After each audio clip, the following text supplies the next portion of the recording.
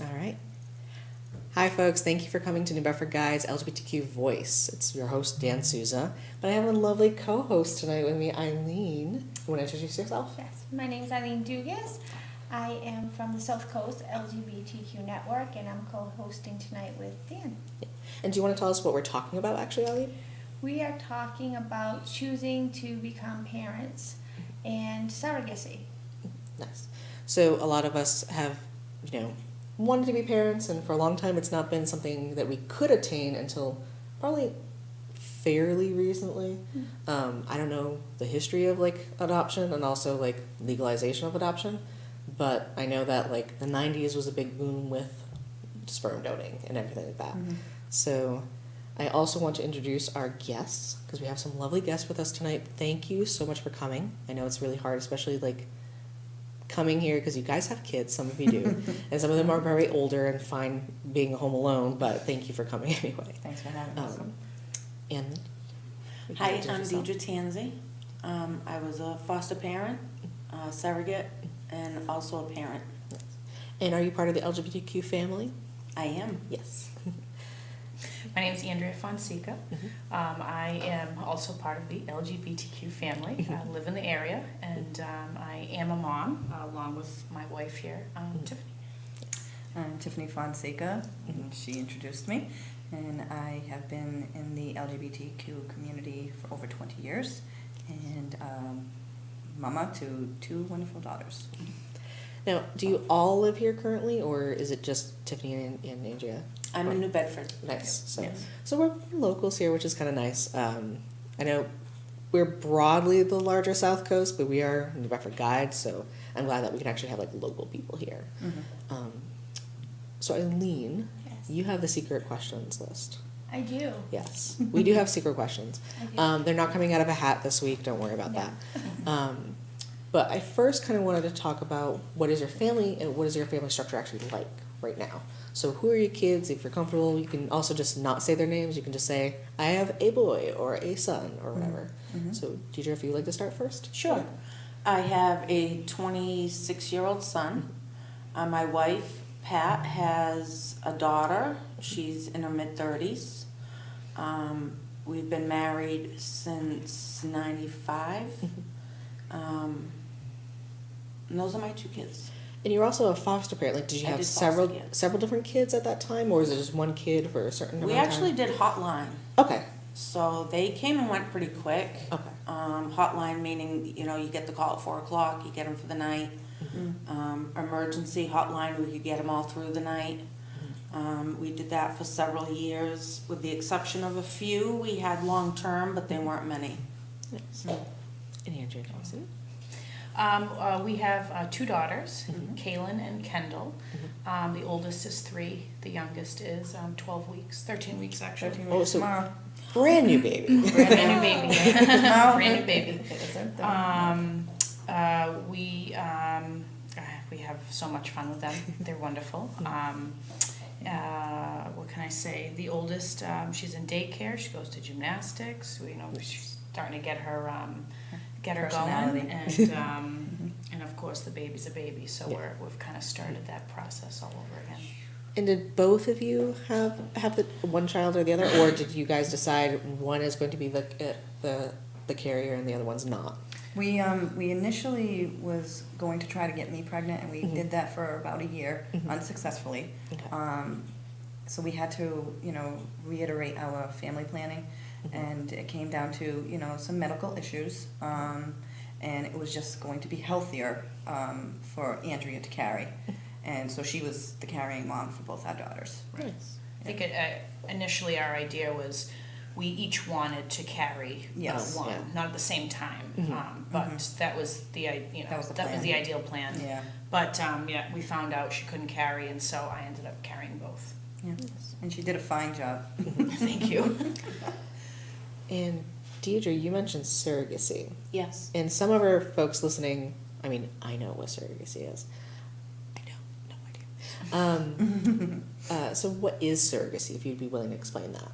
Surrogacy is carrying a baby for another couple who otherwise wouldn't be able to have a baby. We chose to do gay men. I just didn't want, I wanted the pregnancy for both sides to be 100% happy. Where if a woman couldn't carry, it had some emotional stuff that came with it. Gay men otherwise can't have children either way, so that was the other reason for it, and it was awesome. It was probably one of the better choices. Nice. Good for you. Yeah. Do you have any questions, I Eileen? do.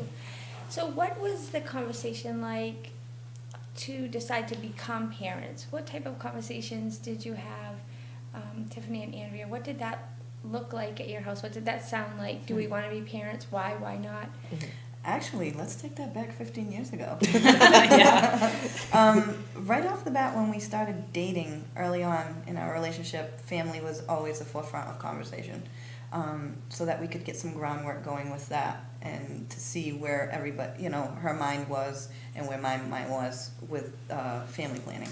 And we were just spot on with each other. And so when we started to finally plan our family legitly, it kind of just flowed. Yeah, and like I said, with hashing out the medical issues and putting it, on your shoulders, because it really was, it was like, it was really easy. Yeah, it was natural. It was natural. And I think, we always knew that we wanted children, and but we waited a while. I mean, we got our careers in place, we bought a home, we traveled, we did those things that we wanted to do for us before actually throwing children in the mix. But it really was pretty early on that we know that we wanted them. Yeah. And how did your family and friends respond when you told them that you were looking into being parents in that process? My parents were ecstatic. I mean, they wanted what parents don't want grandkids. They were always very supportive. I mean, even all of our friends. There's not a single person in our lives that wasn't supportive of what we wanted to do. No, and when the conversation came up, within our network of friends and family, it was always like, Andrea and Tiffany are going to be the ones to do this, and we really have executed our plans accordingly. And of course, it's Tiffany and Andrea, and my family, my brothers were really happy to be uncles, because I'm an aunt to several nieces and nephews. So now for me to have my own children, they're ecstatic, and they support, and our number one fans. So we actually got one of our first questions on the Facebook Live chat. Thank you, guys. Dennis DeMello wants to know from all three of you, studies show that LGBTQ families just have as much successful kids as straight families. And do you feel kind of pressure, especially being LGBTQ parents, to do the extra step to make sure your kids come out extra normal, if that's something that makes sense? Of showing again, we're just like straight people, if Yeah. not that I abide by that personally, but Yeah. but that seems like that's the goal, or the show that we can be a family too. Right. But have you guys ever felt that kind of pressure at all, or? No, I don't think so. Not I really. don't think I did. No, not at all. No. It's like define normal. Yeah, exactly. Define it. Define normal. That's usually the comeback when people kind of ask you, what does your life look like at home? It looks just like everybody else's. Yes. It's the same thing. Yeah. And I think even with straight families, there's a variety of aspects, like kids living with grandparents. I lived with a 3-tenement with a multi-generational family, and that can be in existence for any family, regardless of LGBTQ parent status or not. Yeah. And especially, as the children get older, their personalities and characteristics and mannerisms change and, curtail to their own little beings and stuff. And we support them with whatever they do, their creativity, their education, careers, and whatever they want to do. We're just as long as you are, kind, generous, and you are a go-getter. That's all we expect, and then everything else, I feel, will fall into place. I think raising my son being 26, being born in 91, I find it was a little different in the 90s than it is today. It's much more acceptable today True. to be a lesbian couple raising children. So for myself, I kind of let him guide as he became a teenager what he chose to do, in terms of telling his friends and kids at school and being open with them. Because when he invited kids over to sleep over or to come over for dinner, how do you explain to moms? I have two moms, Yeah. you know? So I kind of let him guide that way as he grew up, if that makes sense. It does. So, we're having a really great conversation right now, and I just wanted to remind everyone that in order to keep these kind of really great conversations going and more episodes in the future, if you can sponsor us, and if you're inquiring about sponsors, we have different levels and whatnot, you can contact at leo@newbedfordguide.com. And so, Eileen, the next question. Next question. I wanted to ask Deirdre, what made you decide to be a surrogate, and what was that conversation like with your family? I first had the conversation with my wife. I only had one child. I only gave birth to one child. And I just really wanted to be pregnant. A lot of women at my job were pregnant, and my son was 10, and I kind of wished I had had more kids. And, you know, there's a 14-year difference in age between me and my wife, and she just was at a place where she just didn't want any more children. Being 14 years older and having to raise a child over, you know, hers was already, 15, 16 years old. So I finally just said, I don't want to raise it, but I want to have it. Yeah. And she went, oh, that's a different story. So thank God for the internet. Yeah. We got in, and I really didn't know what surrogacy was at the time, and we just started researching it. And once she knew I didn't want to raise it, that was it. She was all for it. Yeah. And what about your son? How did he feel about it? He was nervous, a lot of questions. Again, he was only 10, 11 years old, so he had a lot of questions. I think my biggest fear for him was the bond that he would get, even though I wasn't, you don't see it, you still get that bond with it. So that was my biggest fear for him. But we kept him completely involved throughout the entire process. That's awesome. So yeah, he was all for it. Amazing. Yeah. So Tracy, Tiffany, That's okay. and Andrea, how did you come to decide that you were actually going to carry a child? Did you consider other options, fostering, adopting? Did you consider other things before you decided? I think, adoption was always an option for us. But, at the end of the day, it was the more expensive option, believe it or not, which is sad, but true. And so that was really the reason why we decided to have our own, carry our own. Because, actually buying the donor sperm was actually much pricey. cheaper than But it was still pricey, but It it was, was much but it was cheaper. not as Yeah. expensive as actual adoption. Yeah. So let's talk about the donor. Mm-hmm. Did you know the donor? No, we don't. You don't. No. How did you choose a donor? What does that look like?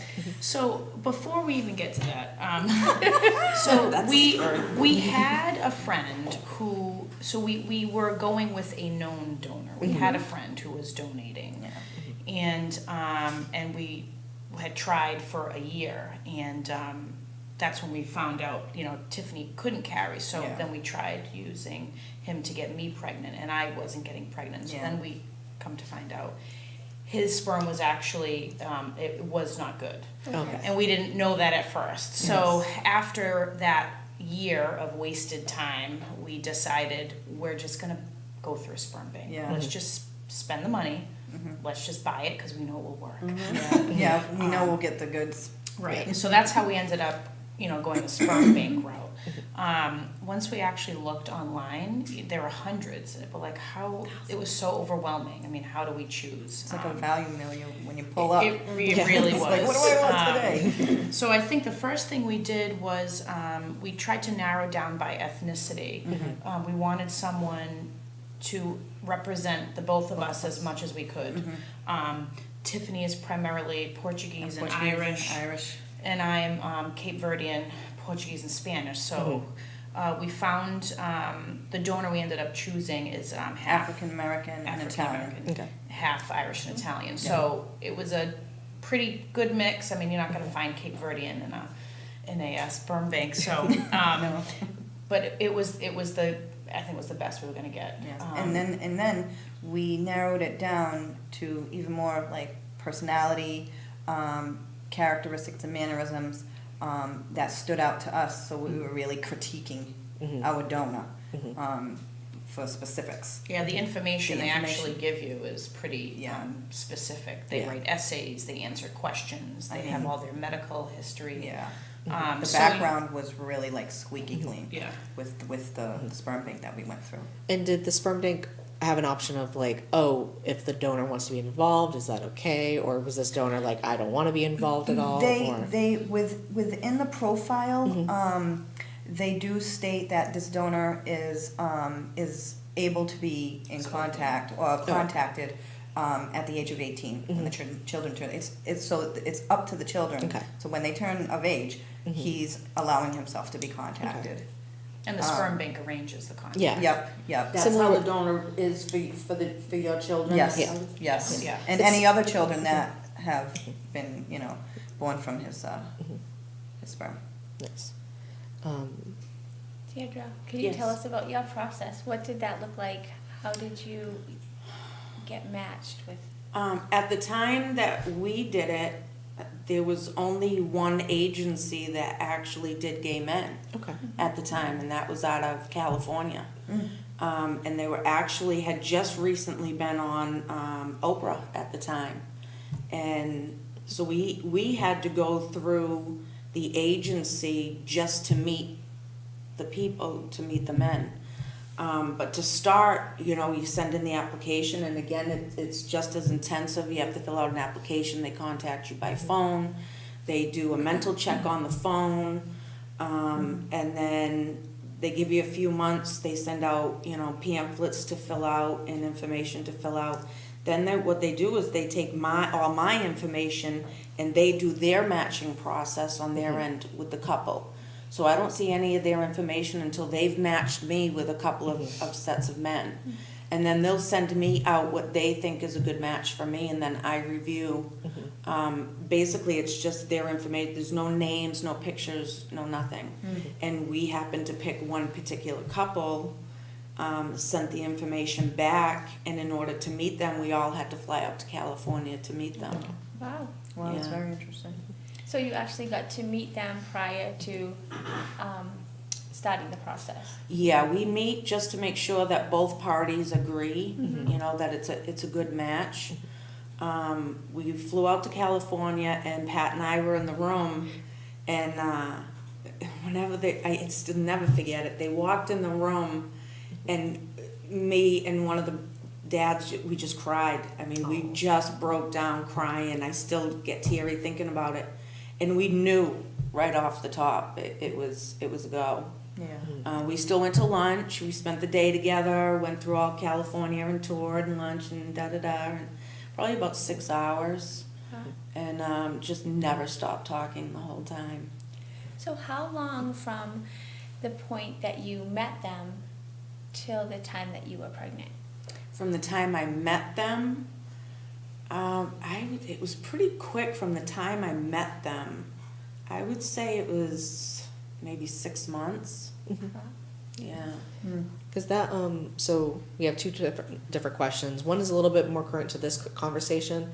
We're going to answer your question a little bit later, but Kaya Madeira wanted to know how long was it basically from, I think for both aspects, you being the donee or donor, Deidre? I think you're kind of donating yourself in a way. Yeah. And then you guys receiving your donor sperm, like from both ends, like how long of a process it was. I know you said it was 6 months until you actually got pregnant. From the time I met them. yeah. So before that, it was, I'd say it was about 9 months to a year. Wow, It's so- hard to, I'm going back, 10, 14 years, but it was within a year that I got pregnant. Okay. yeah, from the time that I sent in the information, yeah. Wow. And you too? Like how long? If you count all the year that we spent Should try. Yeah, trying. it was about 2 years. But, you know, and then of course we had to spend a lot of time tracking cycles, figuring out when exactly Yes. to use the donation. Yep. So we probably spent closer to 3 years. 3 years, 2.5, 3 preparing years, to get roundabout. pregnant. Wow. Yeah, and it's funny because we went through, our cryobank was in California. Oh, really? Yeah. Mhm. So a lot going on out there. Yeah, a lot going on Yeah. out there. And how much money was that for you two for getting that Cairo brain? Like, well, I guess we can include medical costs because, like, the fact that we Mhm. spent that year trying, Mhm. how much that costs, and then also in the future when we got. Did you guys do in vitro fertilization, or was it just? We just did Okay. intrauterine Yeah. insemination. Yeah. So for listeners that might be a little bit confused with the differences, IVF or in vitro fertilization is a longer process, and it's usually more. We're gonna take the egg out, inseminate it outside, and then we're gonna put it back in. Their method was that they just inserted it as per normal, as if there would have been Yep. a situation of penetration, and then Yep. there we go. Yep. And that was it from Yep. there. Mhm. We were very fortunate because any out of pocket, there wasn't really any out of pocket medical costs Okay. because I had a concrete diagnosis. Okay. So insurance covered any evaluations and examinations. The only payments that we came out of pocket is when we purchased. Okay. Yeah. Yeah. And like, do you, like, as a couple, like, do you share a health plan if that exists? Mhm. Or We do, okay. yeah. Yep. Yeah, because I know in Massachusetts they were kind of early on in terms of having partners Mhm. and domestic Mhm. partners having shared insurances, Yeah. which comes into a factor Oh, yes. in being a parent, etc. Absolutely. And for yourself, were your medical costs paid for by the family that was going to eventually get the child, or Yeah, everything was Okay. covered, the flights out to California, the meeting of them, Mhm. yeah, everything from beginning to end was covered. Nice. All right. And oh, we're getting some hate mail, but that's fine. That's okay. That's okay. So, Moving on. yes. So, Bye. when you after you had your first child, then you decided to have another child. Did you use the same donor? Yes. You did. Okay. Yes. And did you determine that? Was that part of your planning process? We want to have more than one child. We want to use the same donor. Yes. Is there any reason you would say people should or shouldn't use the same donor? Is it personal preference? Is it? Yeah, I think it's personal preference. Yeah. It was I just mean- our preference to have, biological sisters, Sisters. brothers, or Yeah. children, Okay. for that matter. Mhm. But I think it really is personal Yeah, preference. so, Mhm. No, they're, because I carried them both, they're both full siblings, but had Yeah. we each carried one like we originally wanted to They'd do, be they would have been half half siblings, siblings. yeah. Right. Because we would have used the same donor. Mhm. But it really is personal preference. Yeah. Mhm. Whatever And suits you. do you have any contact future with that child, or none at all, or? No, we both chose not to have contact after. I was in touch with one of the biological parents for a little while after birth. I did go and see the baby after birth. She was about 3 months old. And then, but I have received a picture every year at Christmas. Aw. That's Yeah. good. Yeah. Yeah, That's good. so. Because how old would she be? She was born 2001. Okay, so she is post millennial. She's Gen Y then. Yeah. Yes, that makes her what, 13? Did we figure? 14? I can't do math. Yeah, So- I don't- I'm One telling you, about that's 14. Going on okay. 14, Okay, yeah. going on 14. I was going to ask one of our viewers to please do math for me Yeah. because I like to outsource my math information. Another question I have is about legalizing the parenthood of your partner. Mhm. What was that process like? Were there fees involved? And do you think that it was, easy? Was it difficult? I'd say it was easy. It was fairly easy. We already had a family planning lawyer that Okay. we had sought information from, so she was already in the works for us right away. So when and just to plug this in, even though you're legally married in the state of Massachusetts and on the birth certificate of your child, that's not always safe. So we right away knew that we wanted to do the second parent adoption. It was, you know, I don't know, say about, you know, with everything, a grant. But the court system was very, very inviting, uneventful, and just, you know, applauded because they've seen some tragedies Yes. and out of the LGBT community, and they, you know, actually the judge, you know, offered up an apology. Yeah, the judge apologized for us Over and over having again, to do that. yes, stating that she just feels awful that we had to even go through that. But, you know, politics is shaky, and, you know, it waxes and wanes, and you just have to have coverage anywhere you go. So right away, we did the second parent adoption. And we'll be doing that for Kendall, too. Nice. And what about you, Deandra? What was the legal process like? That was a little tricky because having gay men, I got both of them inseminated. There was 2 of each Okay. put in, so 4 embryos altogether. Being there was an egg donor as well, so I got 4. When it came time for the birth certificate in Massachusetts, I don't know if it's different at the time, but at the time, the legal father had to be listed on the birth certificate. So only carrying 1 child, they didn't want to know who the biological father was. In the state of Massachusetts, they had to know. So the paperwork had to be done to find out which one was the biological father. He had to be added to the birth certificate. I then was added as the birth mother on the birth certificate. We then, after birth, have to go and I had to give up my rights to the child, even though it, you know, biologically isn't Wasn't even yours. mine. Yeah. I had to terminate my rights to the child so that the other father could then adopt. Yeah. And that brings up an interesting question of like, is it biology or birth, etc. Of like, so because they weren't genetically related to you at all, but because the fact I am birthing it, then Right. suddenly I have rights. It gave And- new meaning to birth mother, Yeah. you know, versus Right. biological mother. I am her birth mother, but I'm Yes. not her biological mother, Mhm. you know. So we do have a few more questions. Let's see. So we had. How long was the donor process? We answered that. So Dennis DeMello actually asked again another question. So what advice would you give to someone who wants to adopt or have a child? I think that's kind of interesting. Like, you know, is there any advice, or do you think there's something that you forgot the first time around that you appreciated doing the second time around? I know you guys have a second kid with Kendall. So was there something different done, or like did it feel more streamlined, or? Felt much more streamlined. Yeah. You know what to expect. Yeah. I guess, you know, there's a lot that we would recommend, but it all depends on the person asking the question. You know, Yeah. is it a lesbian couple? Is it a gay male couple? Is it a straight couple? I mean, you know, because it really, what we have to offer kind of depends on, you know, who the couple is, because that kind of dictates what some of the options are. Yeah. Does that make sense? Yeah. You kind of have to check your stability. But, I mean, you know, I think no matter who the person is, I think that, you know, adoption or surrogacy or certainly carrying yourself, I mean, you know, I think I think all 3 of those things are an option, you know, for most people.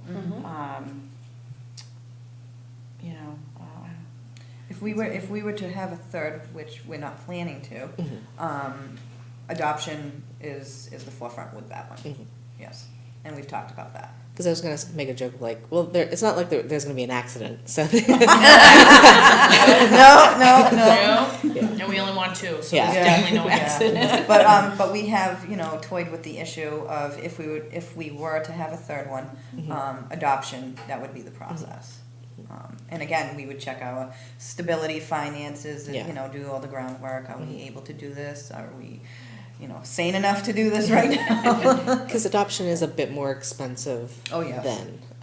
Do you happen to have like a ballpark figure? Because that's not something I have off the top of my head, but I can do a quick Google. Yeah, probably, but- I don't. I'm not sure. I just know it's in I know, the I high have looked range. it up, but it's actually, I astounding. think it's sad that it Have you costs. considered foster care? That wasn't something we ever really talked about. No, no. And not because we wouldn't, Mm-hmm. It just, but it just what, no, it just never crossed our path yeah, to talk just about wasn't that. something we talked about. Yeah. So why did you choose foster care or foster parenting, Deidre? I've been in the human service field for, 25, 30 years now, and the need for it was so huge. And, I just didn't want to raise any more kids, but my heart's huge. Yeah. I had so many pets. My house was full of pets. My wife said no more. And it's like, what do I do with my time? What do I do with the heart? And I just, foster care was the next route to go. I had already done the surrogacy. I had tried it 2 more times after that, and those 2 failed in second trimester miscarriages, so that was out. So yeah, foster care was next. Yeah. I So- commend you. Yes, I foster commend care is, Oh, yes, can be absolutely. challenging. Yes. So, tell me what your transition was like from being a couple to being a family. What did that look like? You quickly realize you cannot get up and go. No, you have this Never being again. attached to you. Oh, yeah. Where you look. It was exhausting, as you know, and had its daily challenges, but at the end of every day, you just kind of say to yourself, how did I get through life without this them. human Yeah. being? Yeah.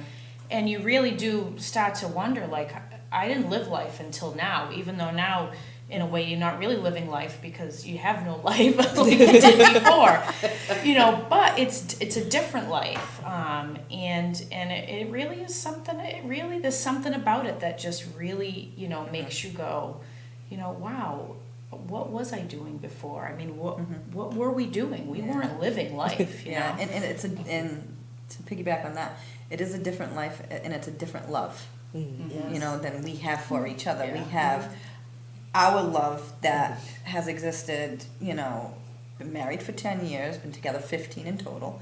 And when I look at our daughters, it's like I didn't know the love that I have for these people, these little children, was even possible. It's like my heart just pumps out outside of myself. What can I do differently? What haven't I done? What, it's just amazing. There's really no words to describe the love because it's just so vast. If I can pick up from that, Yeah. I had a lot of questions of, you carried it for 9 months, how can you possibly give it up? Yeah. And, I struggled with that for a long time before doing the process. And because the fathers were so involved, we were in touch every single day, every doctor's appointment, every single day they were involved. It was always in the forefront of my mind that it wasn't mine, So when I gave birth to the little girl, as sad as it was, they let me hold her first, and then I got to hand her over to them. It was such a bittersweet moment, But right after that, you say it's a different love. It's a different Right love. after that, being on maternity leave, I took in a newborn foster child. Got him right from the hospital. He was a month old, just over 5 pounds. I had him for 2 months, brought him to his pre-adoptive home. It was harder to give that baby up after 2 months than it was to, hand this little girl over. Yeah, because it's such a different love. It is, and I think there's a uniqueness in that kind of love of being able to know that I'm bringing joy to someone else and Yes. having that opportunity. Yeah. Yeah. So if you're just joining us, we have some some new people coming in. Hello, Stacy. Just want to give you a shout out. We're talking about parents who are LGBTQ and also why do they decide to become parents. And if you'd like to have more of these kind of shows, we're going to have future topics in the future. Wait till the end to find out what our next week's show is. But if you are interested in sponsoring us, please contact Leo at newbedfordguide.com. And now we'll continue. So any more questions, Eileen? I was wondering about, have you considered what it would look like for your family if you had to move out of Massachusetts? We have. Tiff often wants to move somewhere warm, and I say no because we're not leaving Yes, Massachusetts. But we have. You know, that was one of the reasons we did the second parent adoption. So legally, you know, we're both covered. You know, honestly, it's something for me. I have no interest in leaving this state just because, even though like gay marriage is legal in the whole country, you know, I like the people here. The people here are loving and accepting, and you know, I think if we had to move, it'd be kind of scary. Yeah. You know, it would be kind of scary. And when we weigh out the pros and cons, you know, even though I hate the snow, it's not worth risking that for, you know, because you know, Massachusetts is a wonderful state. It really is. You know, it doesn't get better than this. It really doesn't. You know, our politics are for us. Our communities are, you know, really revving up for us. It's more, you know, unifying. And, it, you know, just for me, I'm proud of where I've been raised. And I really don't think I would move until we retire. I want some palm trees and a warm breeze, you know. Oh, Lola wants to give you and Tiff a shout out. Okay. Deirdre, we didn't touch on how your son responded when you came home and you had given the baby to the couple. How did He was actually there for the birth. He wasn't in the room. The birth was quick. They sent my stepdaughter and my son had to leave the room for the birth, and less than 2 hours later brought them back in. And he was part of the whole process. It was just, you know, when the couple came to, you know, see us for lunch or come over for supper to feel the baby kick for the first time, my son was always present. So it was only right to have him there for the birth. And he loved it. He loved feeling the baby kick. But I gotta tell you, doing the foster care at the end and having that newborn, him only being 11, 12 years old, every night at 7 o'clock, it's tubby time, Mom, where's the baby? You know, so he was such an involved child, you know, he loved it. Do you think it was different because there was an expectation right from the beginning that the child that you were carrying had a family to go to, and the newborn that you took care of for that 2-month time period, there wasn't a certainty of what was going to happen?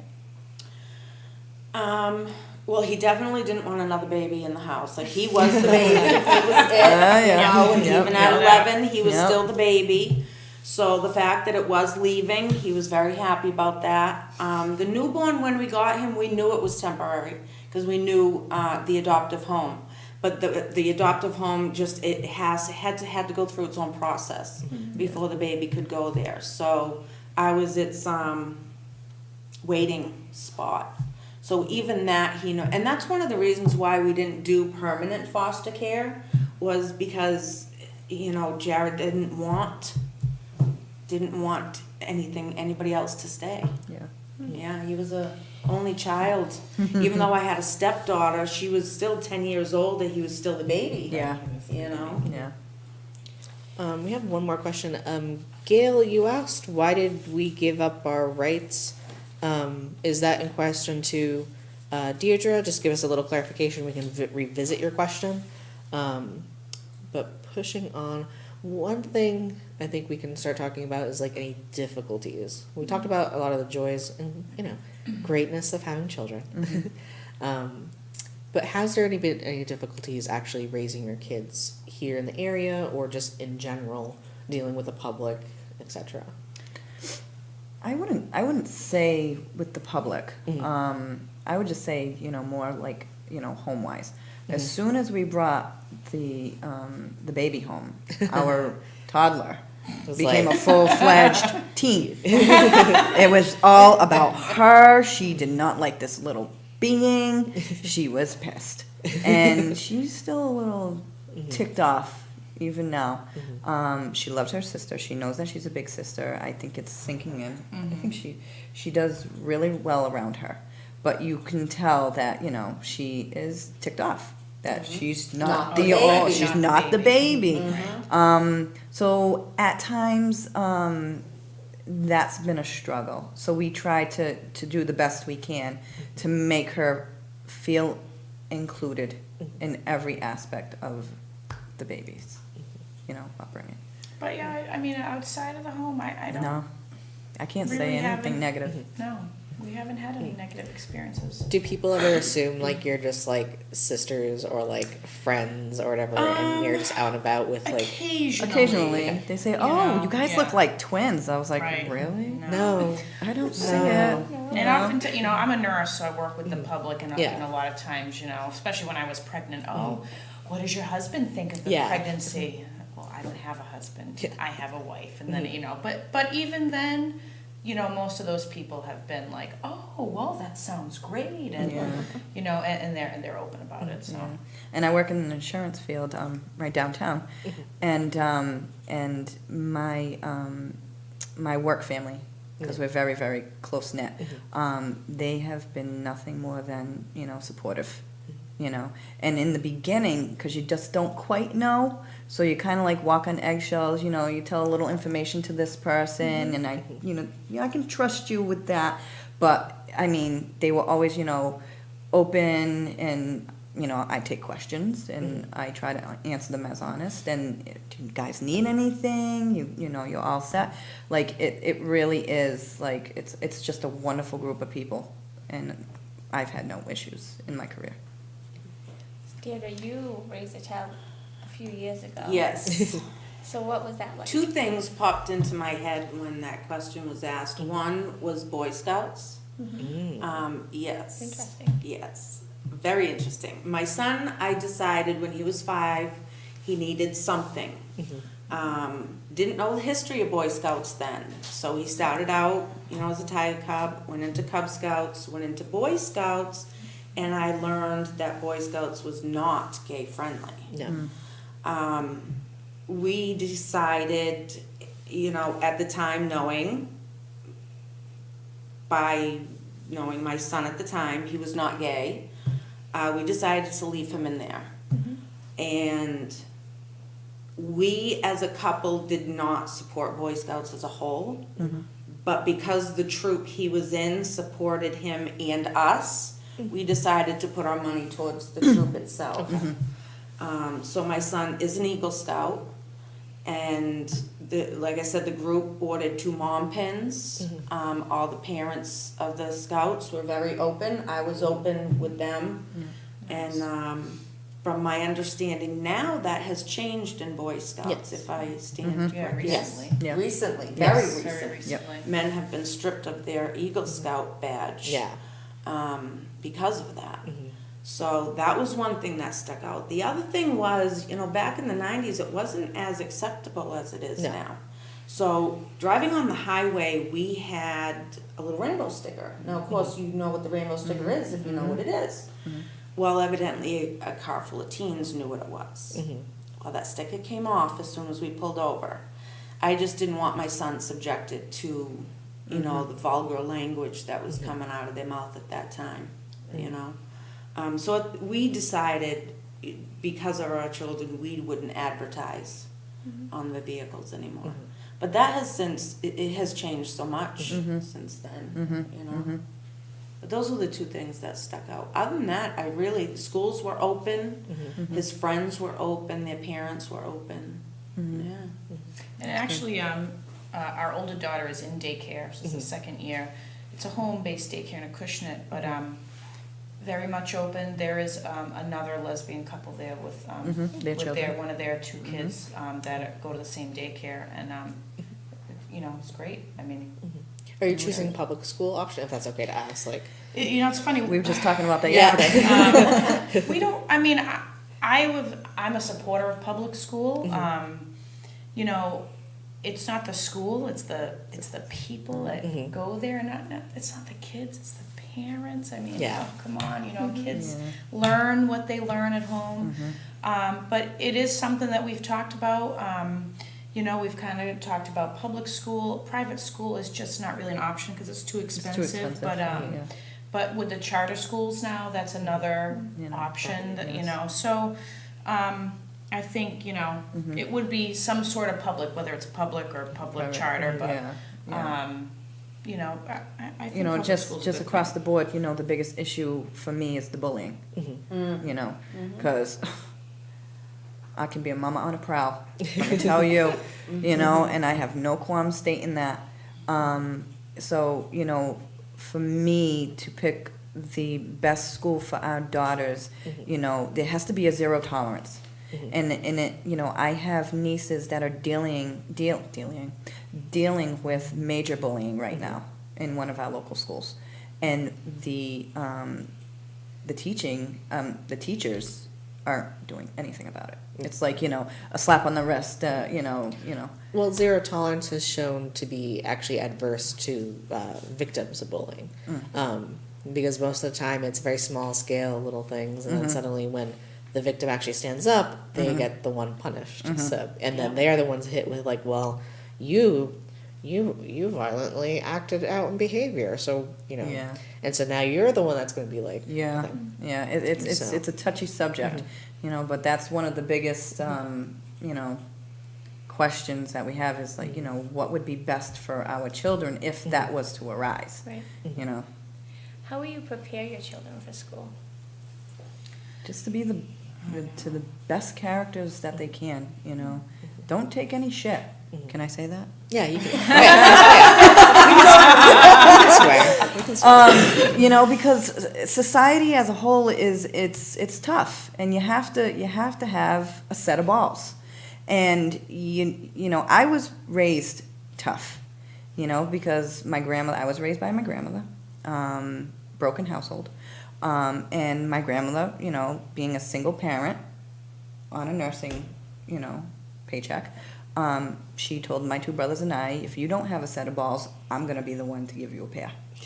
So, you know, I've always had that in mind. And when I was always up against some bullying in, you know, Keith Junior High, when I noticed I stood up for myself, those bullies zipped it real quick. So if I could instill, you know, those skills in our daughters to just have a pair, open your mouth and don't be afraid, you know, because you're gonna start struggling with something, and even though the bullies are being, you know, bitch asses, you know, they're struggling with something, but they're gonna pick on you because they know you're weak, when they're the ones that are gonna be weak, you know. So it would just be like, you know, just you know, just be on your guard and don't be afraid to say anything, you know, if that would, you know, hold anything. What do you tell your children about your family and what makes up a family and the differences in families? That's a good question. You know, as far as what we do, you know, we have a lot of books. We have books with two moms. We have books with two dads, with straight, you know, parents. And, you know, we just, you know, always reiterate that, you know, the families, these are all normal families. We're all normal. Families, very, very diverse. You know, for our daughter is into the finger family. It's like this really annoying song on YouTube. Don't ever show it to your children if you have them. Don't ever show it to your children. This is a if you nice have them. PSA right here. But we do lots of variations with the finger family song because we want her to know that, you know, whether it's a mom and a dad, a mom and a mom, a grandparent, an aunt and uncle, two dads, whatever it is, that, you know, this is normal. We're all normal. So it's almost like representation actually matters. Yes. Yes. And you know, otherwise I think we just, you know, we hang out with other couples that might be straight and might be gay, and it's, you know, we just go through everyday life like this is normal, and Yeah. to our kids it is normal. Yeah, and Kaylin is so proud. She's so cute. She says, "I have two moms." That's cool. You know, like it's clicking, and then she knows with her aunts and her uncles. Oh, that's my cousin's Boppy, or that's Titi. That's my cousin's mommy. Right. She's getting it. And then I tell her I had a grandma that raised me. I didn't have a mom or a dad. And she just looks at me, really? And I'm like, it's different, but that doesn't matter as long as you were loved by somebody, that's all that really matters. There really isn't anything different than two women. No. Yeah. I mean, Right. we did Boy Scouts, we did camping, we did the Wolf Refuge in New Hampshire, monster trucks, and the hiking, and I was huge on the outdoors, the salamanders, the bugs, the trucks. If I had a girl, God love you, I wouldn't know what to do. A Barbie doll. I know. I mean, my son even had dolls growing up. His father was like, "Oh, that ain't coming to my house," so I shipped the book with him. William's doll went right along with him. I said, "Read the book to your son, see what happens." And at the end of the book, it says, "Why did you want a doll?" Because I just wanted to learn how to be a good daddy like you. Bottom line, Yeah. They need to learn how to be a Yes. good parent too. Yes. Yeah. Yes. Absolutely. So we don't do anything different that men would do. No. So we have a few more questions. One of them is from myself in particular. Actually, two of them secretly. One, so we had quite a bit of a diverse family here. What do your what do your children call you? Like, do they call you mom? Do they call you mom? What do they call the other parent, etc.? So I kind of wanted to ask that. Yeah. I'm Mama. Yeah. And I'm Mummy. Mom. Okay. We decided that ourselves. Okay. So once the first was born, we just always called each other Mummy and Mama. Mm-hmm. And as soon as she started talking, she knew, She knew. this is Yeah. my Mama, this is my Mummy. Yep, and even our 3-month-old, well, she'll be 3 months tomorrow. I say, "Where's Mama?" and she'll look right at me, Yeah. or "Where's Mummy?" and she'll look right at. So she's already Yeah. clicking with it. It's just it's natural. For me, my stepdaughter, it was, her mom was Mom and I was Ma. Okay. And then with my son, I was Mama and she was Ma. And they picked it. Yeah, They Which I think is great. yeah. Yeah. They pick them, yeah. And my son to this day still calls me Mama, Mm-hmm. so. Eileen, you have kids. What do your kids call you? My kids call me, a lot of Dogs. they're in their 20s, Oh, they're in their 20s, so- usually Yeah. ma. But they call me mom, mommy. It changed on their age, And what they want. I was just gonna say that. Yeah. They Yeah. want, We'll get there. If I can't get an attention, I'll just say my mom's name. they call me by my first name Yeah. too, if I don't answer. Yeah. And the other one was, so, taking from, what are things that you taken from your own parents or your own living situations, like the people that raised you? Are you raising very similar? Are there things that are changed or different from how you've been raised that you don't really use anymore in your own parenting style? It's funny. My dad was always laid back. My mom was always kind of the high strung, screamer. I try to channel my dad. I try to, I like to be cool, calm, and collected. Was she one of the You know. types that had the spoon? She didn't That have was a my spoon. grandmother. That was your Yeah, grandmother. yeah. That was my Yeah. grandmother. But so for me, I do try to channel my dad and his attitude about things. I mean, he brought up me and my sister, and we both turned out pretty well. We weren't pregnant at young ages, and I think he's pretty proud of how we did. So I always feel like I want to be like him. I guess it's a little bit different for me because I've come from, a single parent home, being a grandmother, raising 3 children a second time around. And she was the wooden spoon woman and the slipper. I was gonna say, Chanel, vem aqui. Yeah, no Portuguese. It was the slipper, and she boomeranged it from the kitchen into the dining room Yep. through the living room, and it hit the target. But anyways, but she came from a military background. And so there was a lot of strictness And plus, there was a lot of checking because she had to keep 3 kids in check, two boys and a girl. She was very strict on me, for the most part, because she wanted me to be the best woman, raise the best woman she could possibly raise. And, you know, she did a fine job. If she was here today, which I know she is still, watching over. With Kaylin and Kendall, I find myself to be, I'm lenient to a point, but I'm firm. I'm firm. And again, with society, you have to be firm because kids are out of control. They are, you know. But you can have fun being firm, you know, as long as they know who's the parent and who's the child. So if they want ice cream for dinner, they go to her. Oh, no, I don't give my spoon. Yeah. So, you know, it's a balance. It's a balance, you know. I don't scream, but I'm firm. You know, I mean business when I mean business. You know, we have a lot of fun in the house. Kaylin tries to push our buttons, and I can feel my grandmother coming up like, okay, you know, and I just try to, all right, what would Tiffany do? You know, I don't want to be like Irene was, but what would Tiffany do? And I channel my grandmother, but I bring it down a notch to, I'm the parent here. You know, I don't have to yell at my children. I don't have to hit my children or take my shoe off and boomerang it through the house or get the wooden spoon, you know. But, you know, I'm firm, you know. Deidre? I think I have my mother's heart. So, you know, my son's a good boy. He has a good work ethic, and he loves hard. You know, I think I have a little bit of both. I mean, I've got my mother's heart, but my father's, you know, work ethic and outdoorsiness. He was all about being outdoors. He worked on the cars, fixed the cars, the garden, you know, that type of thing. But you know, I just tried to do the best I could for him. You know. Yeah. And just took it as it came. Yeah, there's no playbook. Yeah. No, there's no isn't. rules. No, It's isn't.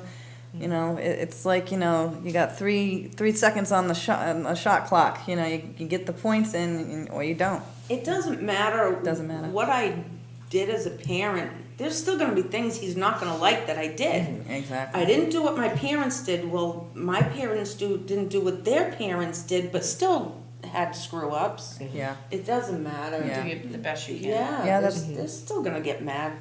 Yeah.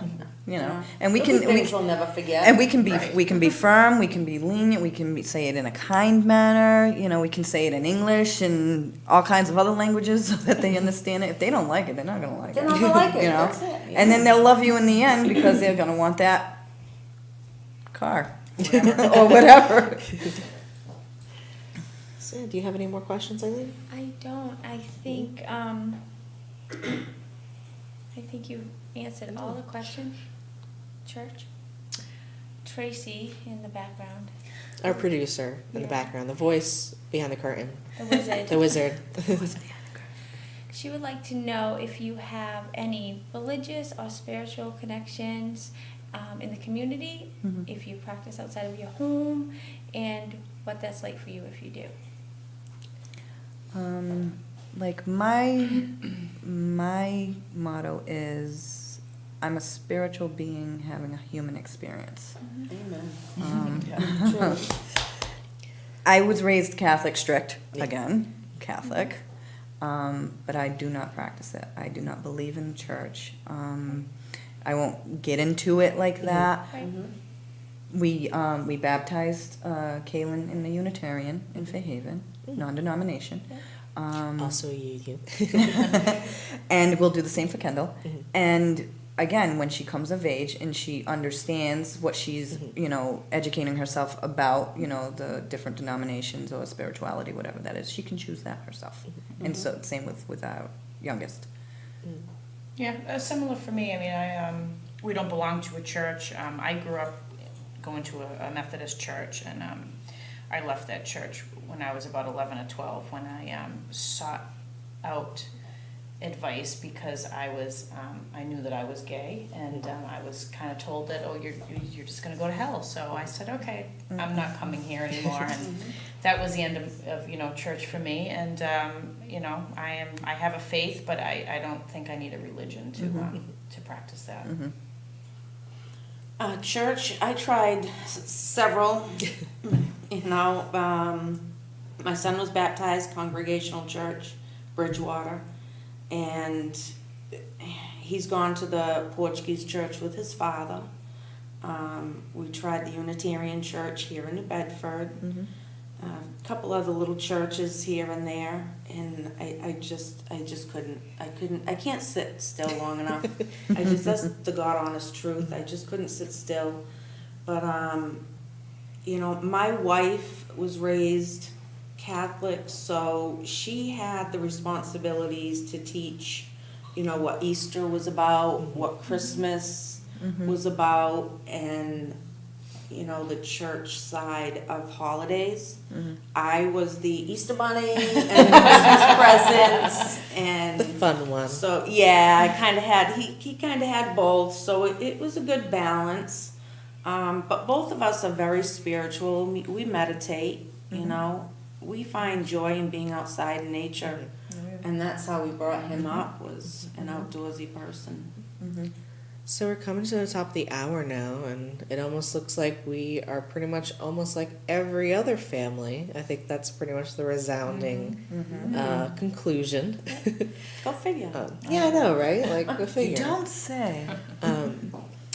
If you would like to sponsor our content and like be a commercial onto our show, and keep these really great conversations going and learning and educating yourself, contact Leo at newbedfordguide.com.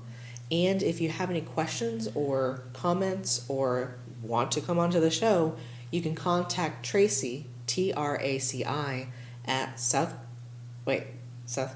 to be sclgbtqnetwork.org. So just think of South Coast LGBTQ Network, but it's all abbreviated. And I think that's kind of our show. I think Next week's show. Oh, next week's show. Next week's show, we're going to actually have kind of like a parents part 2. We had folks who are a part of the LGBTQ family and umbrella that happen to be parents. Now we actually have straight parents who are actually parenting LGBTQ kids, we'll say. Most of them are probably teens and adults by now, but, you know, we're their kids. I think these parents can attest that we never stop being children to our parents. And so that is it. Yeah. Thank you guys so much for coming on. Thank you for Thank you. having Very us. nice, yeah. Thank And you. Nice meeting you. You And too. thank you, Pleasure. Eileen, Yes. for co-hosting with me too. Thank you.